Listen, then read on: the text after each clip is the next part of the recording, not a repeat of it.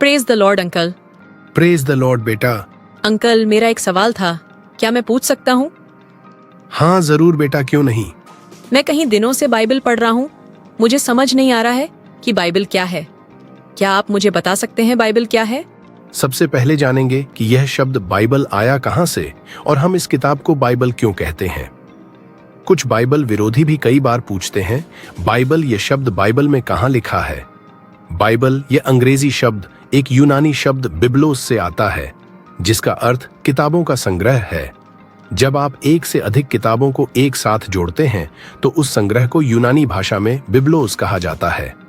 हमारे बाइबल में 66 किताबें हैं और वह एक ही संग्रह में होने के कारण हम उसे यूनानी भाषा में बिब्लोस कहते हैं। इस यूनानी शब्द का अंग्रेजी अनुवाद बाइबल है, इसलिए हमारे धर्म ग्रंथ को हम बाइबल कहते हैं।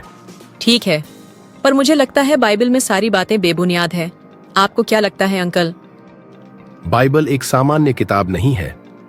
परमेश्वर को जानने का और हमारे जीवन के विधियों को समझने का एक बहुत ही महत्वपूर्ण जरिया है।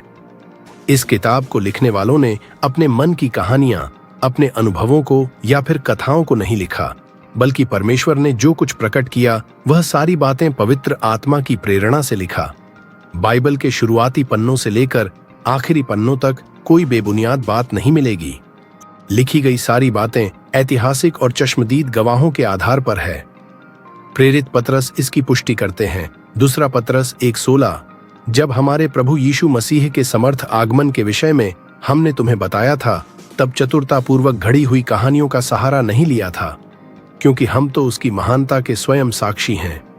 लूका ने पहला अध्याय 1 से लेकर 4 में लिखा, वे ही बातें हमें उन लोगों द्वारा बताई गईं जिन्होंने उन्हें प्रारंभ से ही घटते देखा था और जो सुसमाचार के प्रचारक रहे थे। हे मान्यवर थियोफिलुस, क्योंकि मैंने प्रारंभ से ही सब कुछ का बड़ी सावधानी से अध्ययन किया है, इसलिए मुझे यह उचित जान पड़ा कि मैं भी तुम्हारे लिए इसका एक क्रमानुसार विवरण लिखूं। ऐसी कहीं सारी बातें हैं जिसे साबित होता है कि बाइबल में कोई भी बेबुनियाद बातें नहीं हैं। धन्यवाद अंकल, आपने मुझे बाइबल के बारे में बताया, इसलिए मैं जरूर बाइबल रोज पढ़ूंगा। हाँ बेटा, जब भी बाइबल पढ़ोगे प्रार्थना के साथ बाइबल पढ़ना। अगर कोई सवाल हो मुझसे पूछना, मैं जरूर तुम्हारी मदद करूंगा। और हाँ, बाइबल एपोलोजेटिक्स चैनल को सब्सक्राइब करना ना भूलना।